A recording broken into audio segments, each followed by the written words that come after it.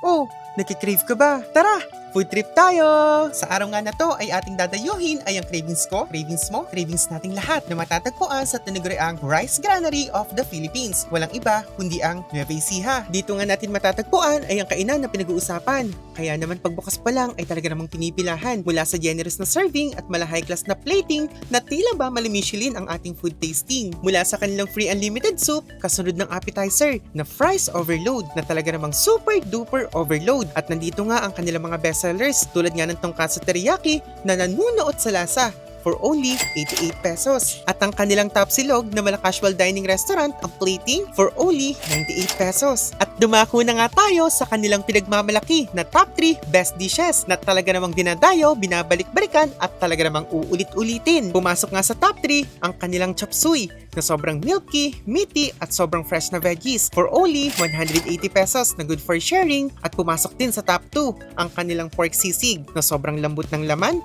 crispy at saktong-sakto ang anghang at linamnam for only 98 pesos. At heto na nga tayo sa kanilang top 1 bestseller, ang kanilang crispy pork kare-kare na sobrang creamy dahil sa purong peanut sauce, iba't ibang veggies, sobrang crispy outside at juicy inside na crispy pork. Samahan pa nga ng kanilang ginisang bagoong. Bukod nga dyan, marami pa silang iba't ibang dishes na pamimilian. At matatagpuan nga ang Cases Food House Tapsihan sa Purok 6, Barangay Dampulan, Jaén, Nueva Ecija, in front of K Servico. Nagbubukas naman sila mula 10:30 AM hanggang 12 midnight. Bukod nga sa dine-in, tumatanggap din sila ng for takeout and for delivery. At oo, alam ko, nagkikrave ka na. So paano? See you! Who for that cat